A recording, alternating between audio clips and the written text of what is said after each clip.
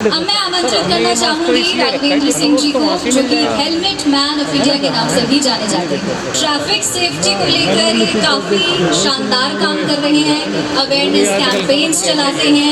22 राज्यों में इन्होंने खुद जाकर अवेयरनेस फैलाई। तो बहुत बहुत स्वागत और जोरदार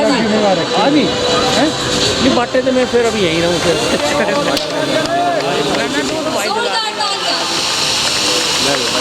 ये वो तो नहीं है जो उधर है अगर आप में से हेलमेट मैन को कितने लोग जानते हैं? नहीं जानते यार, इतनी बड़ी शख्सियत आपके सामने खड़ी है सर। कितना हेलमेट आपने अभी तक डोनेट किए? 70,000 है सर। सोच सकते हो 70,000 हेलमेट इन्होंने अभी तक डोनेट किए हैं। किनको? जिनको ये जानते ही नहीं। तो एक बार तालियां तो हो जाए ऐसी शख्सियत के लिए। मोमेंटो लेकर आइए।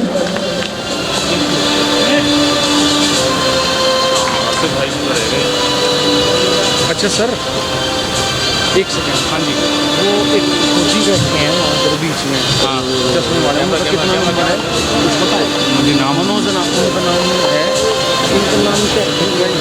हाँ जी, क्या नाम है? राजेंद्र कैमरा क्या कहते हैं, वो एक्स आर्मी है। अच्छा, अभी तो डाला हुआ है। हाँ डाला हुआ है। ठीक है सर, दो शब्द जो लोग हेलमेट नहीं लगा के चलते। ये देखो सर, ये सर ये थैंक यू सर। देखो सर एक बार धन्यवाद दे रहा हूँ सर आपको कि आपने इतनी छोटी सी चीज़ जो कि मैं सड़कों पर आता हूँ, आपने मान सम्मान अवार्ड दिया और इतने बड़े बड़े योद्धाओं के बीच। वैसे तो मीडिया का कार्यक्रम है, बड़ा डर भी लगता है कुछ भी कहने में, लेकिन अभी रिसेंटली मैं 1 हफ्ते पहले की बात बताना चाह रहा हूँ।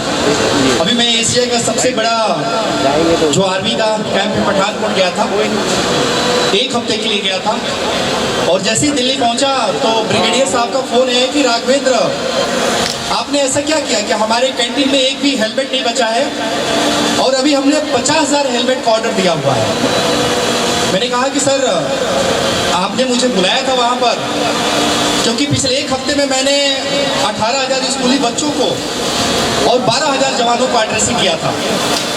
लगभग उसमें 7 आर्मी स्टेशन थे और मैंने यही बताया उन परिवारों के बीच की सड़क दुर्घटना एक अदृश्य युद्ध है, क्योंकि मैं योद्धाओं के बीच में गया था और जिन लोगों ने भी मेरी बात सुनी, क्योंकि वो योद्धा थे और समझ चुके थे कि हाँ, क्योंकि मैं युद्ध की बात इसलिए कह रहा हूँ कि जो हमारे भारत की सड़कों पर जो आज हर वर्ष 2 लाख मौत हो रही है और 3.5 लाख लोग घायल हो रहे हैं, इतनी मौत आज से 5,000 वर्ष पहले किसी युद्ध में हुआ करती थी। और आज बिना किसी युद्ध के हमारे भारत की सड़कों पर अगर एक दिन की बात करूं तो जो 1300 हादसे हो रहे हैं और शाम होते होते 500 चिताएं जल जा रही हैं।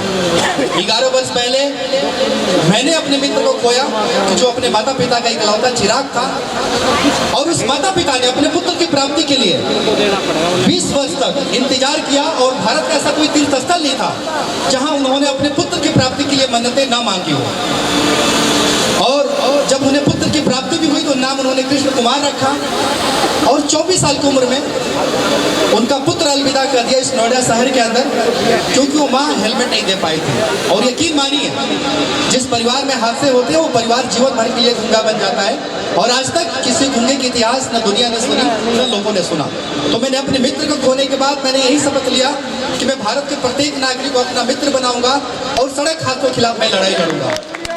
और ये जो 70,000 हमने हेलमेट बांटा है, मुझे खुद को बड़ा एक फील होता है, एक खुशी का कि मैंने 40 लोगों की जिंदगी बचाई हुई है। ये सिलसिला अभी भी चल रहा है। और जो हमने सुप्रीम कोर्ट से जो 4 साल के बच्चों के ऊपर हेलमेट का कानून पास करवाया हुआ है, और मैं ये चाहता हूँ कि जो मीडिया बंधु ने, जो आप लोगों ने मुझे अवार्ड दिया, सम्मान दिया, जब आपके बच्चे हों, क्योंकि यहाँ पर इतनी बड़ी बड़ी हस्तियाँ जो मंच पर थी, जो इन्हें बनना था, जो करना था, उन्होंने तो कर लिया, लेकिन जो हमारे भारत की आने वाली जनरेशन है, हम उसे क्या दे रहे हैं। तो मैं यहाँ पर वो परिवार भी बैठे हैं, तो उनसे ये अपील कर रहा हूँ कि जो लोग अपने बच्चे को जूते चप्पल बचपन से आदत दे रहे हैं, अगर आपके घर में साइकिल है तो बचपन से ही बच्चों को साइकिल पर हेलमेट की आदत है।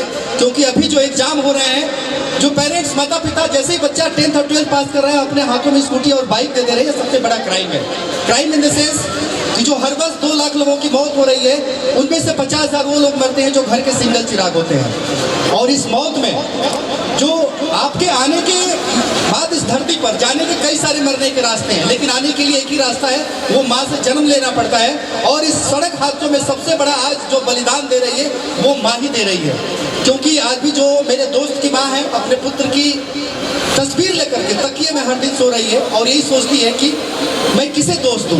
तो मेरे यह मानना है कि सड़क हादसा का ये जो दस्तक है आपके किसी परिवार सगे संबंधी तक न पहुंचे, क्योंकि मैं तो अपने मित्र को नहीं बचा पाया, लेकिन मैं चाहता हूं कि आप सबको यहाँ मित्र बना करके और आपके परिवार और सभी जनों को सुरक्षित कर पाऊं, ताकि आज़ाद भारत के अंदर खुशहाल भारत के रहने का सभी लोग हकदार हैं। जय हिंद, जय भारत। Thank you sir.